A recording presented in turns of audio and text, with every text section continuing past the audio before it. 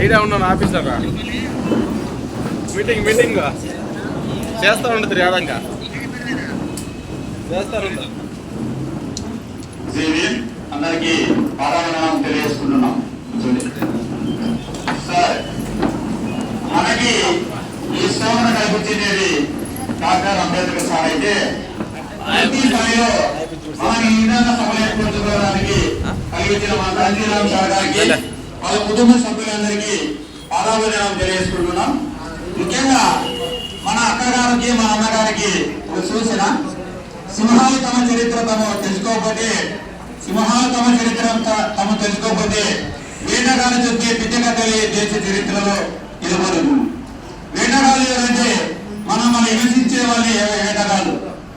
మనము ఎప్పుడైనా వాళ్ళకే మద్దతు ఇస్తూ వాళ్ళకుండా హింసపడుతున్నాం. 76 సంవత్సరాలు స్వతంత్రం వచ్చినప్పటి గురించి ఈ రోజు వరకు మనం హింసకు గురవుతున్నామంటే మనం రాజ్యాంగాధికారం కోసం ప్రయత్నం చేయకపోవడం కారణం. ముఖ్యంగా ఒకటి తెలుసుకోవాలి, మనకి అంబేద్కర్ సారు న్యాయశాఖ మంత్రి. ఆయన పదవిలో ఉన్నప్పుడు మన అక్కలకి అవలకి ఒక స్తోమత కలిగించాలన్నప్పుడు ఆయన రాజ్యాంగంలో మేము ఆడవారికి స్తోమత ఇవ్వము, మాకు వాళ్ళకైనా చదువుకుంటే ఇబ్బంది పడుతుందని అన్ని చెప్పినప్పుడు గాంధీ మహాత్ముడు నెహ్రూ ఆయన న్యాయశాఖ మంత్రికి రాజీనామా చేసి వచ్చి మీకోసం ఆయన పదవిని వదులుకున్నారు.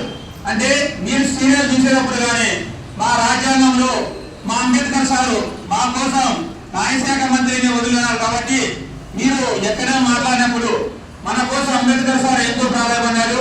అందుకు దాన్ని కాంచీరామ్ సారు బహుజన సమాజ్ పార్టీలో ఏర్పరిచినారు. మీరు ఖచ్చితంగా మీ యొక్క మీరు మాట్లాడుకున్నప్పుడు కానీ కాంచీరామ్ సార్ గురించి బహుజన సమాజ్ పార్టీ గురించి మీరు ఖచ్చితంగా తెలియజేసాం, ముఖ్యంగా చేశాం.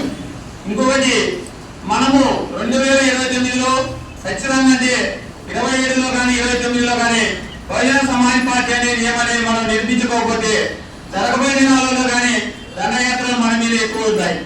ఇంకొక ముఖ్యంగా తెలంగాణలో ఒక సిఐ ఒక దళితుడు ఆయన అధికారంలో ఉన్న ఆయన ఆత్మహత్య చేసుకున్నాడు. ఎందువలనంటే మనకు రాజ్యాంగాధికారం లేదు కాబట్టి.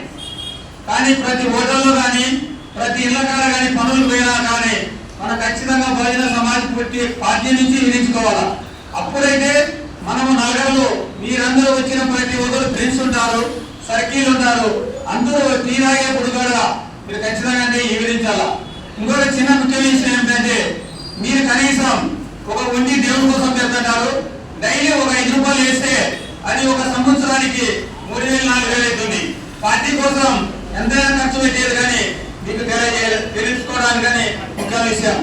ఈ యొక్క సభలు ఎప్పుడైనా జరిగినప్పుడు నీలము రంగుతోనే మనం ప్రతి ఒక్క మీటింగ్కి హాజరు కావాలనేది కానీ ముఖ్యంగా తెలుసుకోవాలి. ఎవరైనా చూసుకునేప్పుడు ఎందుకు మీ నీలి రంగు వేసుకుంటున్నారు అనేది కర్మ వాళ్ళకి అర్థం కావాలి.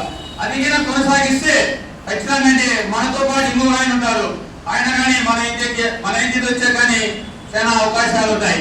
నీలి రంగు అనేది ఆకాశం అనేది నీలి రంగులో ఉంది కాబట్టి మన బహుజన సమాజ్ పార్టీకి ఈ గుర్తించింది, దాన్ని మనము గౌరవించుకోవాలా.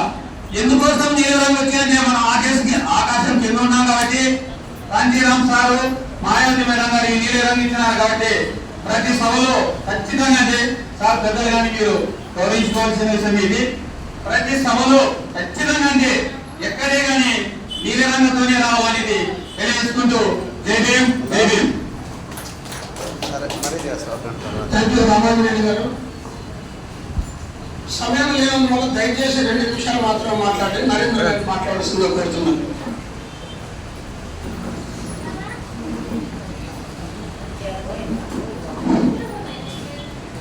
అందరికీ సేవం.